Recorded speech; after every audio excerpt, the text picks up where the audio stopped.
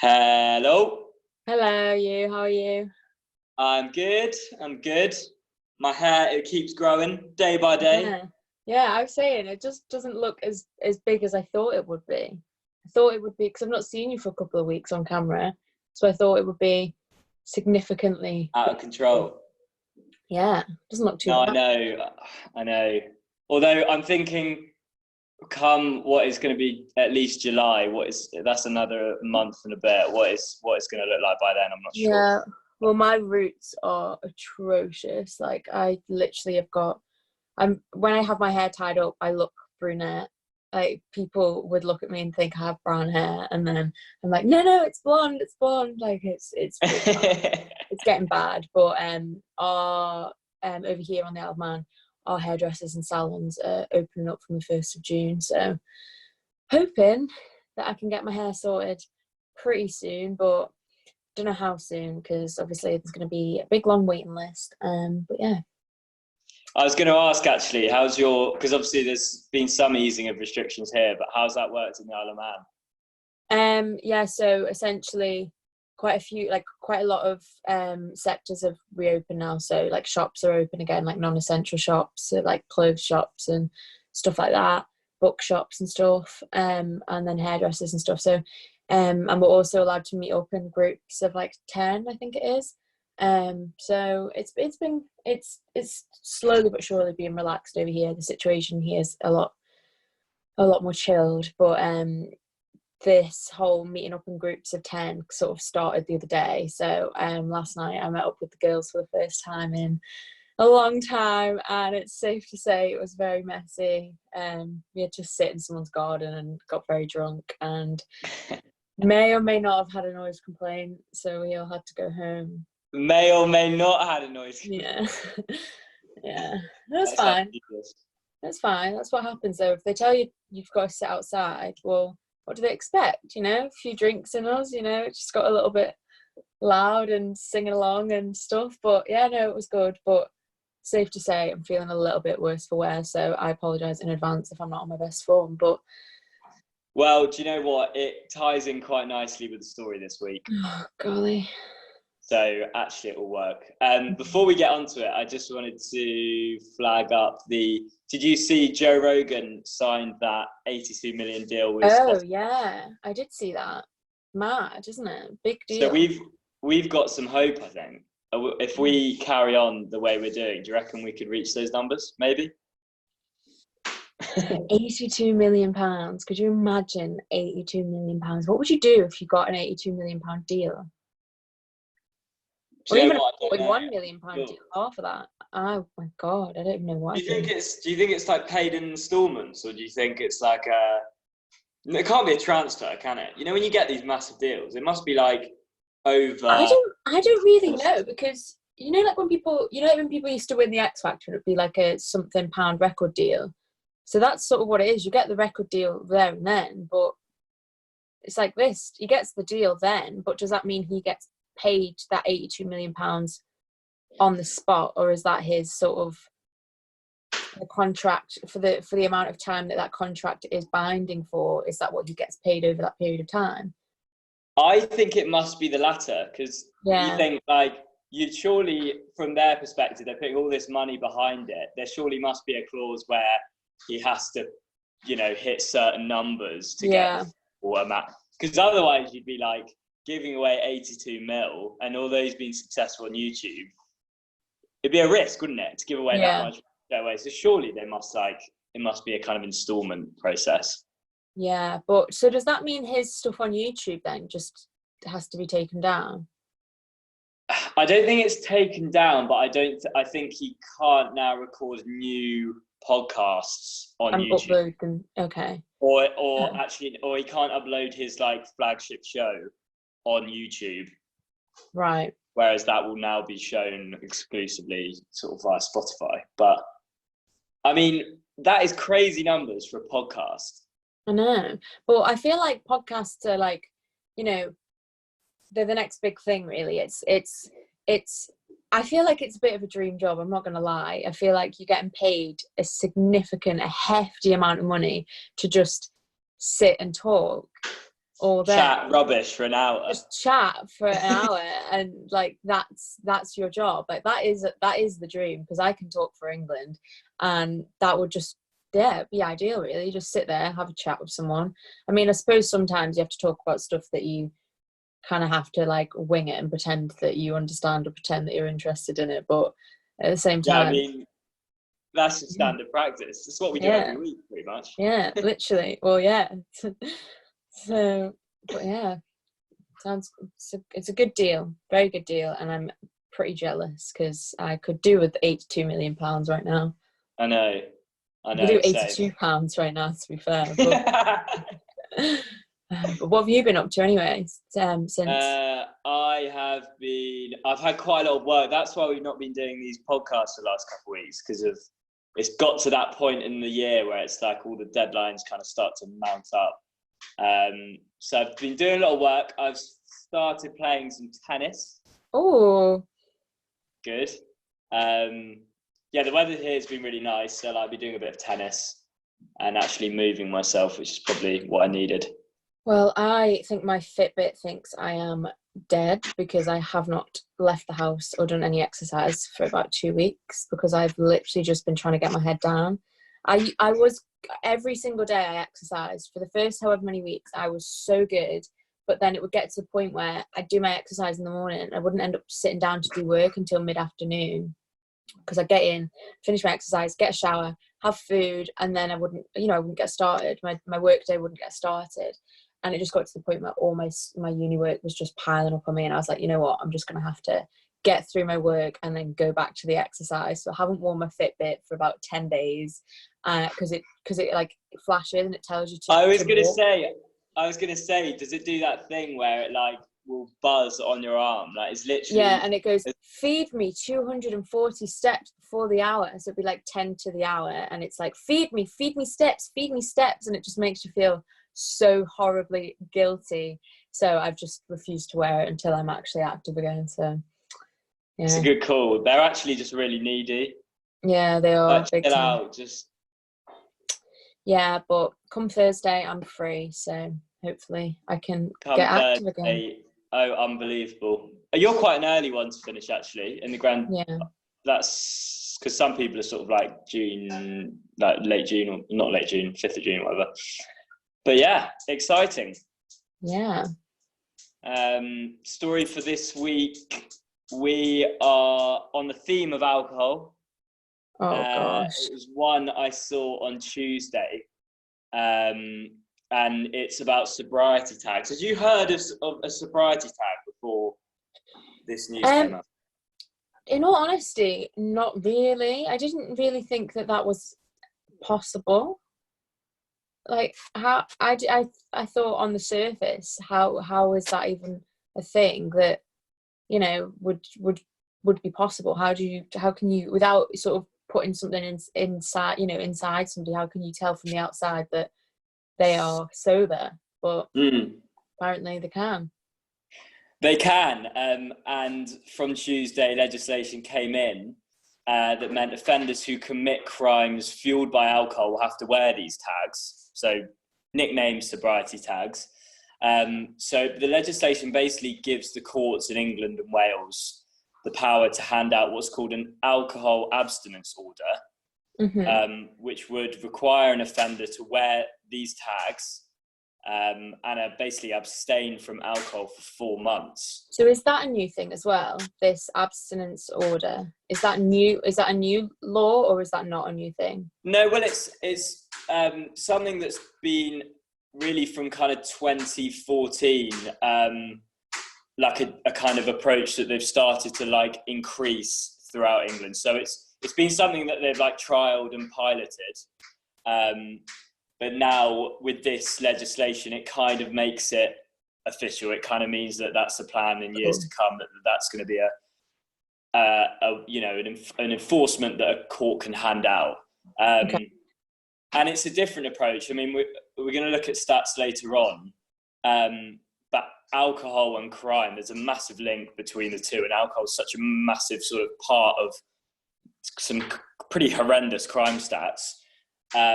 And so this is the approach of basically saying we're going to hand out a punishment, but we're also going to kind of target the cause of that behavior, which would be the alcohol. So it's a more targeted approach on the alcohol. So yeah, the legislation that you kind of it would require you abstain from alcohol for 4 months, the tag being a way to measure that period of abstaining from alcohol. And they estimate that about 2,300 of these tags will be fitted on offenders each year. Wow. Which is a lot, but as you'll see from from the stats below, I wonder how much of an impact that will have on kind of a longer term. I mean, 2,300 is a lot, but it's not loads. I don't know. Yeah. I mean, it's a significant number, but I do think at the same time, that's the people that they're not putting in prison, and that's the people that, you know, they're letting them off without a prison sentence and giving them this as their sort of alternative. Whereas, you know, it depends on the crime, I suppose, and a lot of crimes would probably have a different sentence, but that's sort of the slap on the wrist is the sort of lower level punishment in a way. So I suppose a lot of these offenders will have higher, you know, bigger punishments. So this is sort of the smaller punishment that they're sort of getting away with. So I suppose in the grand scheme of things, it's not a big number, but I suppose there's probably not that many people that get away with just a low level punishment of these crimes. So no, definitely. No, you're right. And you're right. I mean, to be able to kind of or have an alternative form of monitoring, but not actually within a kind of prison cell or prison system, it's a more cost efficient way of doing it. Yeah, for sure. So yeah, I mean, I hadn't actually heard of a sobriety tag before I saw the story. But it's basically, the tag itself goes round your ankle, and it will monitor your sweat levels every half an hour to determine whether the offender has been drinking. And I was thinking, surely there are loopholes around this, as in, it sounds great, but there must be a way to get around. And actually, I've been surprised. It seems pretty effective. So it can actually detect when the contact between the skin and the tag has been blocked. Right. Wow. So it's got the technology to do that, and that obviously stops people from, which I thought they might do, just literally taking it off and putting it on the side or something. Or just like wear socks or something, wear like really thick socks. Yeah. Exactly, like some kind of way of blocking it. But it appears they've covered all bases. And the punishment's quite big. So if you break the rules, and actually if you're seen to be consuming alcohol, and it picks up on the tag and then is transferred to a kind of central system, the offender can be ordered to come back to court and face further sanctions. So sort of fines or the extended length. So the actual alcohol abstinence order, which was 4 months, can be extended for longer. And actually in some cases, imprisonment. So the penalties for not doing this are quite big. Yeah, it's not worth it really, is it? Exactly. And it got me thinking, really, because it's not something I personally thought, like the link between alcohol and crime, although it's something maybe you kind of take for granted, but it's such a massive part of it. And I think these stats reveal that. I mean, it says here an estimated 39% of violent crime involves an offender under the influence of alcohol. So that's according to the crime survey for England and Wales. So that's, I mean, a massive amount. I mean, quite a lot, over a quarter of violent crime. Yeah, well, my as you know, like both my parents are ex-police officers, and they said, you know, my mum worked in Manchester in the police, and so for her it was different. There was a lot of gang crime and all of that sort of stuff, a lot of violent crime anyway. But my dad working over here, he said the vast majority of any crime he would have to go to would be alcohol related. You know, any sort of disruption, a lot of the time there was alcohol involved, whether it be in the home or outside the home. It was pretty much, you know, big chance that there was alcohol involved in it. So, and it's not. I think it's not surprising when you think of like like your own experience with alcohol, when the more you drink, the more like, you know, like you sort of, your prohibition kind of goes out the window, doesn't it? Your inhibition goes out the window. You're a lot more like careless. So you can see why it's such a big determinant of crime. Yeah, definitely. And then some more stats here. So 2017-18, 24% of robbery cases, the victim was believed to be under the influence of alcohol. So just under a quarter of robbery cases. And then for sexual assault cases, that number's 35.88%. Sexual assault cases, the offender was under the influence of alcohol. And that's in 2016 to 17. So it's a huge, clearly a huge issue. And an issue that this sobriety tag approach is looking to tackle. But whether does it actually break that link between alcohol and crime? So that was something that was kind of trialed in the US. So the project of basically taking this sobriety approach to tackling crime, so making the offender basically abstain from alcohol. Yeah. It was first trialed in the US under a project called 24/7 Sobriety. And that took place in South Dakota from 2005. And that was aimed at tackling alcohol-fueled crime through these tags, but also through a breathalyzer system.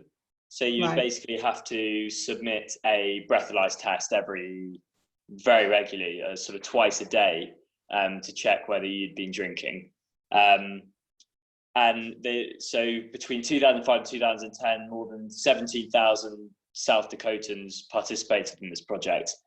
And it did actually have quite a big effect. So the program reduced repeat drink driving offences by 12%, and decreased arrests for domestic violence by about 9%. So it had a real impact. And that success has led to the approach being rolled out in other US states, and it's also become more influential within the UK. So from 2010, that approach of sobriety and that way of tackling crime has become far more popular. So you've seen far more kind of pilot schemes being rolled out in the UK.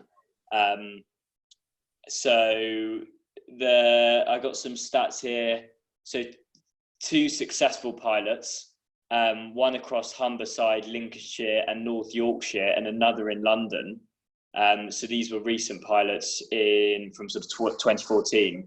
They recorded that 94% of offenders remained alcohol-free during their monitoring period. So these tags actually, again, led to a lot of compliance. And one offender said from Lincolnshire, North Yorkshire pilot, said, since I had the tag removed, I feel 100% in control of my drinking.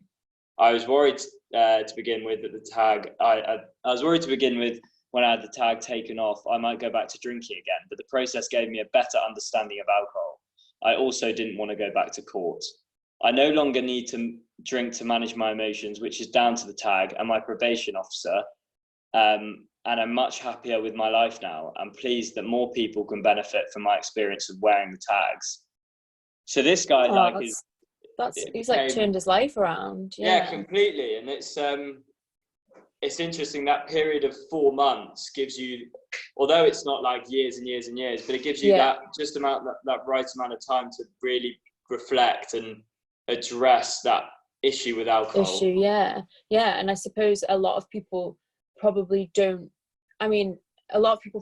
think they've got a problem, or would never say that they've got a problem with alcohol, and it doesn't necessarily mean that they've got an addiction or something, like that, but they're drinking to excess and that's leading them into trouble, or it's making them, bringing out emotions that they don't want to be brought out, but because they're under the influence, all of this stuff. So I suppose having this forced sobriety put upon you because you have got yourself into a sticky situation under the influence of alcohol, in a way it will just allow a lot of people a bit of time to reflect and probably think back on what they've done and think about the sort of repercussions of their actions, and maybe consider you know, not drinking from then on, or cutting down, or, you know, facing the issues that were causing the problem in the first place. So I suppose in a way it seems to be benefiting a lot of people. So it's a good idea. No, definitely. And I think it, as you're saying, it gives them that time of reflection, but it's also useful to just see it as like, it is part of the story. So although you've got the tag, and that's a useful tool for them to be able to monitor, alongside that comes the rehabilitation and the rehab, and there's other processes that go with it. So it's a useful tool for the justice system to be able to use. And yeah, it gives them a kind of crucial window to be able to really hammer home some of the messages that they want to. So it looks pretty promising. Yeah. Did you think, I don't know about you, I thought when I first saw it that it seemed quite evasive. It seemed quite something not that we do in this country, but yeah, I sort of agree. So I saw some comments on social media about, you know, somebody likening it to, oh, like, are we going to be China? Are we turning into China? And some of these countries that do, you know, monitor their citizens quite heavily, and, you know, impose these sort of restrictions on them quite heavily. But yeah, so that was, you know, some people's sort of opinion on it, and a lot of people I had seen in the comments had said things like this about, you know, it's quite invasive, and, you know, people, you know, it's a strange concept, really, isn't it? You know, monitoring somebody's alcohol intake and monitoring what goes inside somebody's body, because it's a legal thing. You know, you're allowed to you know, ordinarily you're allowed to consume alcohol. So, you know, being told and being monitored on whether or not you do that is kind of, it's a bit of a strange concept. But I think, you know, if it seems to be working, then, you know, why not? Yeah.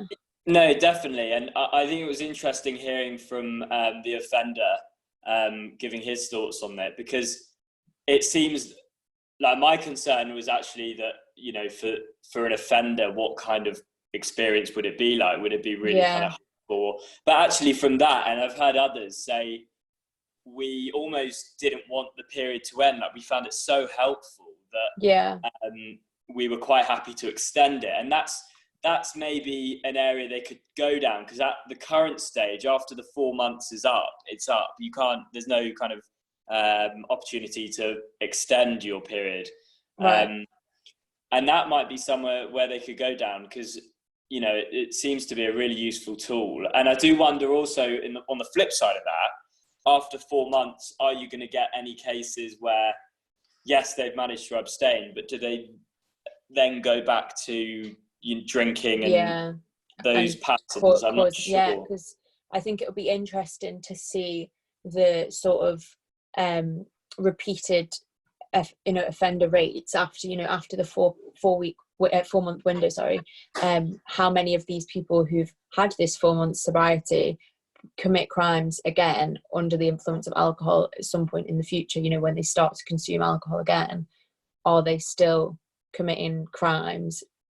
So I suppose it'll be interesting to see, but I mean, hopefully it'll work. But hopefully, and it will save a lot of money, because social and economic cost I've got here of alcohol related harm was calculated by Public Health England, and it costs the UK about 21.5 billion a year. Wow.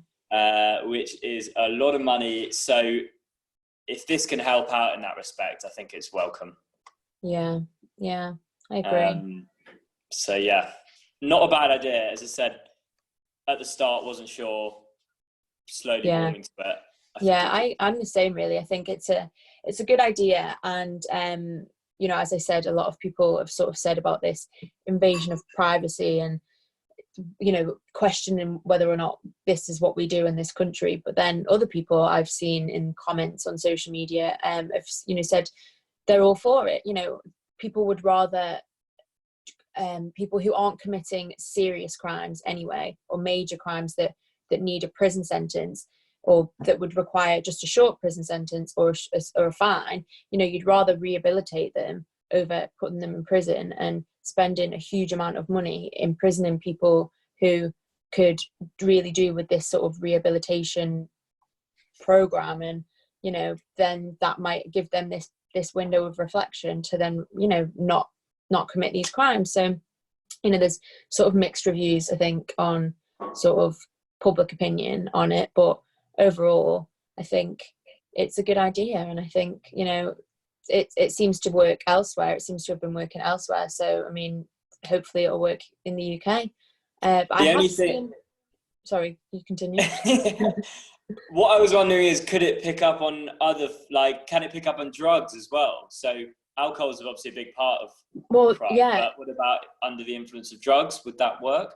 Yeah, I don't know. I'd seen comments, people saying stuff like, well, can it detect this drug? Can it detect this drug? Because just because you're not, you're being given 4 months sobriety, but it doesn't mean people aren't going to do other things to get their sort of fix. So I mean, I don't know the honest answer to that question, but whether or not it can detect other stuff. But I suppose probably not, because I suppose if it's only monitoring the sweat for alcohol, it must take a different sort of some sort of mechanism to be able to detect another chemical. So it probably wouldn't. I would assume. I mean, I'm no scientist, but I would assume that these individuals who are on this 4 month sobriety could still probably get away with, doing other things. So could be counterproductive. We don't know. But they might have to expand it. Maybe they could expand it to include other. But what reactions from what you could gauge? What were people saying about it? So as I said, obviously people sort of mixed reviews on the sense of invading people's privacy, but then others say, I favour rehabilitation over imprisonment. I've also seen people asking questions about sort of alcohol-based products. So, how would it work if somebody's using hand sanitizer or something that's, something like hand sanitizer that's got alcohol in it? Obviously, you're not consuming the alcohol, but you've got alcohol on your body. So how it would work with that, is it going to set off, an alarm, not an alarm literally, but, is it going to detect that and give like a false positive? I looked at that. It was one of the things I was thinking, surely you could like have other things to mask it, or it'd get confused. Actually, it seems that that's another basis that's got covered, because it can actually detect between a hand sanitizer or other alcohol-related products, distinguish those between alcohols. So it can actually detect, hand sanitizer from standard alcohol products. So it's got that one covered, and that again stops like hand sanitizer masking the alcohol that the offender will be putting away. Sounds very high tech. It is. I think, well, it's sort of come about in recent years. I think as the years have gone on, the technology's got better. Yeah. I mean, in the US, as I said, they were doing it from sort of 2005. I think it's been developed. The technology's actually come a long way, and it's become more rounded. But yeah, I mean, it seems a really good, really quite clever device. Yeah. Well, I saw one gentleman called Nick had commented saying, can I buy one of these tags for myself, because I'm drinking far too much during these strange times? So I think, there are even some non-criminals, people who haven't committed any crimes, that are thinking, this might be quite a good idea. I could do one of these. They might just start selling them on Amazon. Maybe there's a gap in the market. Maybe we should get on it. It'd be a good one for like all those dry Januaries. You can just grab one of them. Yeah, definitely. But I think, to be honest, have you drank much during these strange times? Have you been drinking much? Or I'm drunk now, Abby. I'm hammered, absolutely hammered. No, I'm joking. I don't know. I think not loads. I think regularly, but not loads. If you see what I mean. Right. So whereas maybe before, like, would drink and say over the weekend, but maybe more over the weekend. I'm being diplomatic. More over the weekend. now it's more regularly. So like in the evening, I'll have like a beer, but like every evening. Do you see what I mean? Right. Okay. Yeah. That's nice though. But I think they always say like that's better for you, I think, than binge drinking. Is that right? Yeah, they do. They say that obviously you've got your weekly alcohol allowance, which I won't tell you because that might be a question that I have to ask you later. But you have a weekly allowance, or not allowance, you can go over, you can exceed it, but a recommended intake is like you have your daily calorific intake. It varies, but there's sort of this baseline of what is recommended. But they say that if you consume that amount of calories in one sitting, that's way worse because it's putting a strain on your liver. It's making your liver work overtime to sort of process the alcohol. So binge drinking is definitely a lot worse for you, unfortunately.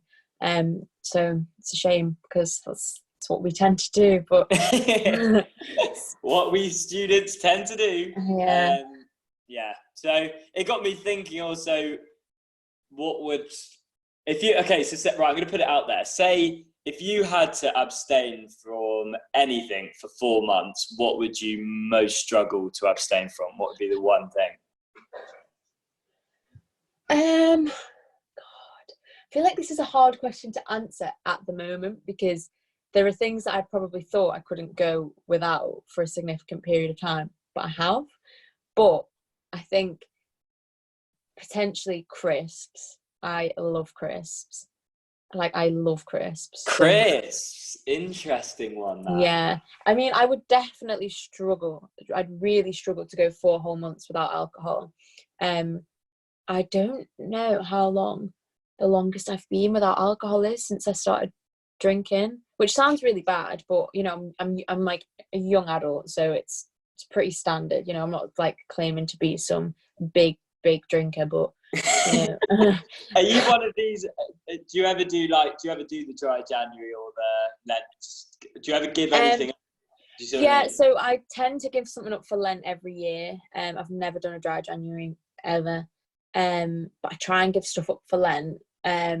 But this year, obviously, the whole coronavirus pandemic decided to happen, and I thought, you know what, I'm not putting too many restrictions on myself. I'm being told I can't see my mates. I'm not gonna just, cut out one of my favorite foods from my diet. So, but one year, I remember as actually crisps, as I said, I don't think I could give them up for a significant period of time.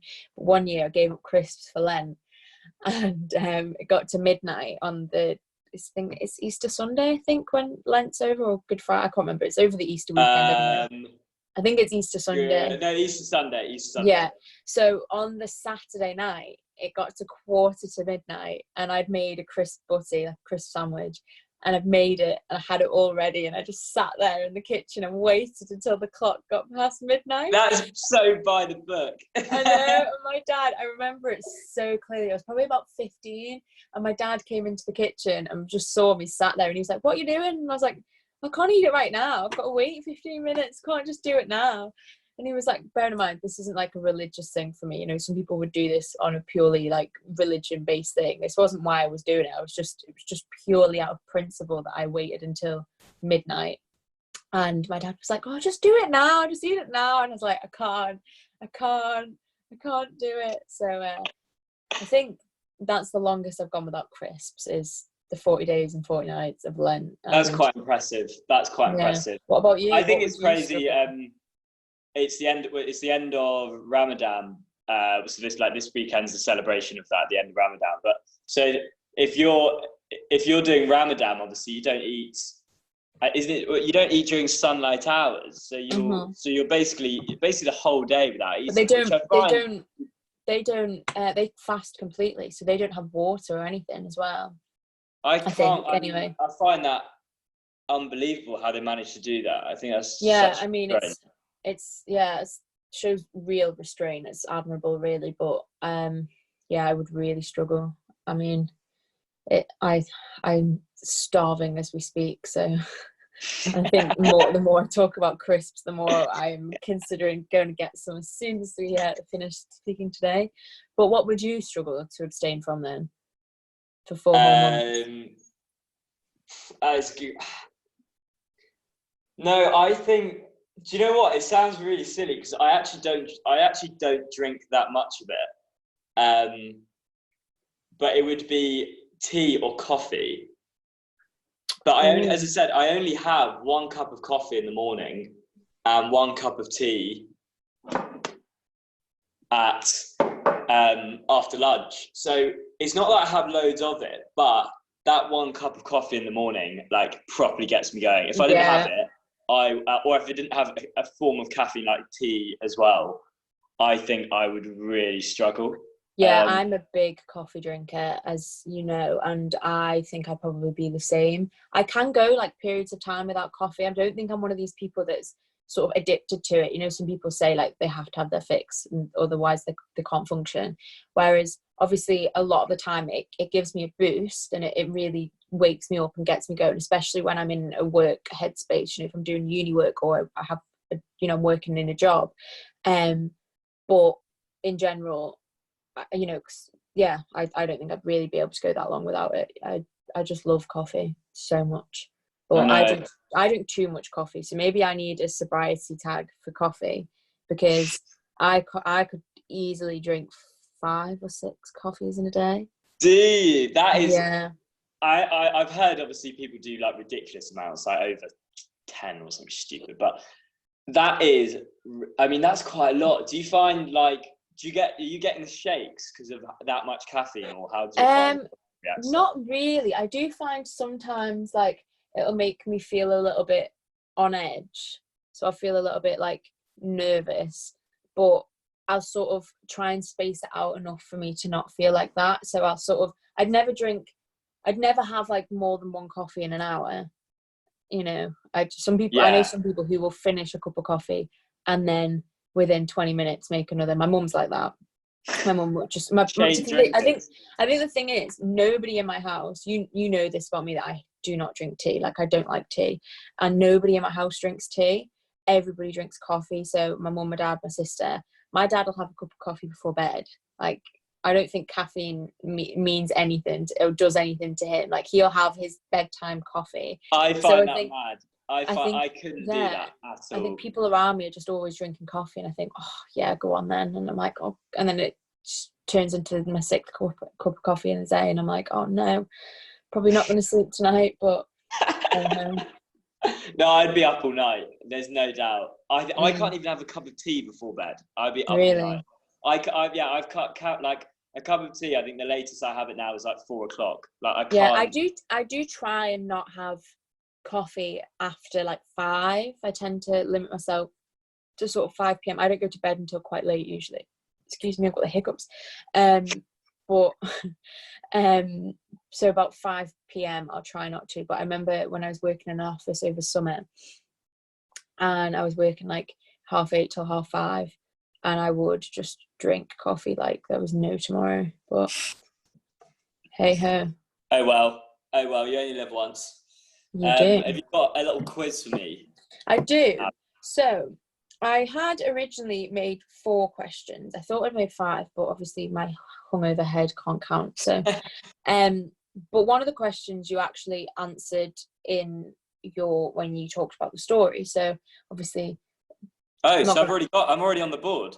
No. That's not how it works. Oh, right, I was going to say. No, I was going to say maybe you could recall that information, but I'm not going to do that. But so I've got 3 questions that I prepared already, and then there's another question that I'll ask you as well. So they are all around to do with crime and alcohol related crime, if that makes sense. I mean, you'll get the gist. Okay, so 3 questions. Number 1, how many units of alcohol does the UK government advise is your weekly alcohol consumption? So this is, as I said before. Question. So is it A, 12 units of alcohol per week, B, 14 units of alcohol per week, or C, 16 units of alcohol per week? And I just want to add that this is for men and women. So it's not that there's a difference between men and women. It's for both males and females. I'm going to go with 12. 14. 16. 14. It's 14. Yeah, 14. unfortunately. So wait, put that into perspective. If I have a bottle of beer, right, normal, say like 330ml or 300ml, how many units is that? Do you know? Is that a unit? Like, is that a unit? No, I think it's more. I think there's probably about 2 units in a pint. Or 1 2 point units in a pint. Okay. 1.6. Do you know what I'd be guessing? But I think, let me Google it. How many? I think there's a couple of units. I think it says 6 or 7 beers over a week. I think it's 6 beers and 7 glasses of wine. So, you wouldn't have to drink an awful lot to be able to, exceed your alcohol consumption. So Google here tells me that there is typically around 3 units of alcohol. So that's it. Wow, so, yeah. That's quite a lot.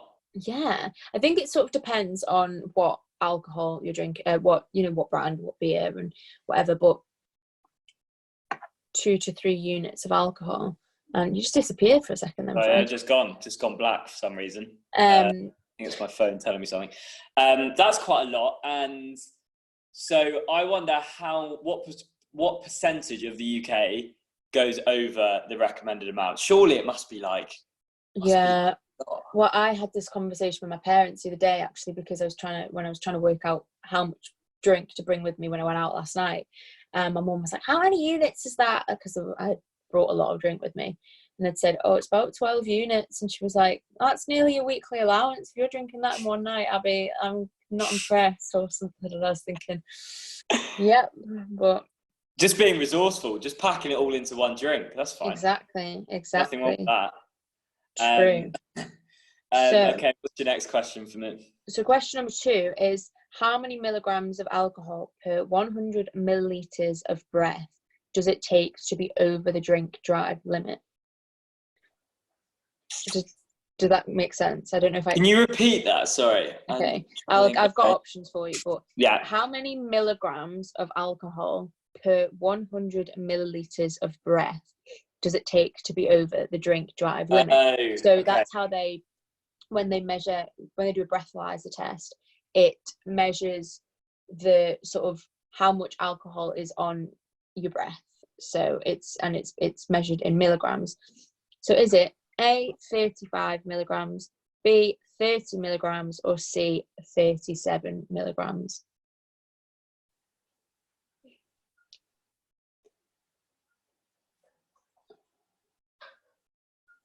$35. Correct. Yes. Well done. I thought 37 was too exact. I thought that'd be a weird number for them. Yeah. So it's 35, and this is in England, Wales, and Northern Ireland. In Scotland, it's slightly different, but this is right. Yeah. Okay. And question number 3: what is the maximum prison sentence for drink driving? So being caught under the influence of alcohol, obviously over the drink drive limit, just driving. So no, not causing an accident, just standard drink driving. Is it 1 year, is it 8 months, or 6 months? 1 year. No, it's 6 months. That's quite lenient, I think, isn't it? 6 months, yeah, according to Google anyway. 6 months, and a lot of people, I think it's usually a minimum of a year suspended license. Their license gets suspended for a year, right, and a fine. So I think it's not just that you get 6 months in prison maximum, it's a lot of the time on top of that you come out of prison and you can't drive for X amount of time. Right. Okay. But obviously a lot of people, quite a few people do go to prison for drink driving, but not everybody does. So sort of it depends. Okay. Yeah, so that's the maximum. So yeah, it's not an awful lot really. But yeah, so obviously, as I said before, I had a question that was to do with what's the percentage of violent crimes that. Oh. Yeah, so that was going to be one of my questions. One step ahead of you there. Yeah, so I made these questions this morning and then read through your notes. And I was like, okay, so it's not going to work. However, I've just off the top of my head thought of a question to do with crime. It's not to do with alcohol related crimes. However, it's to do with crime. So, do you know what is the difference between a robbery and a burglary? Oh,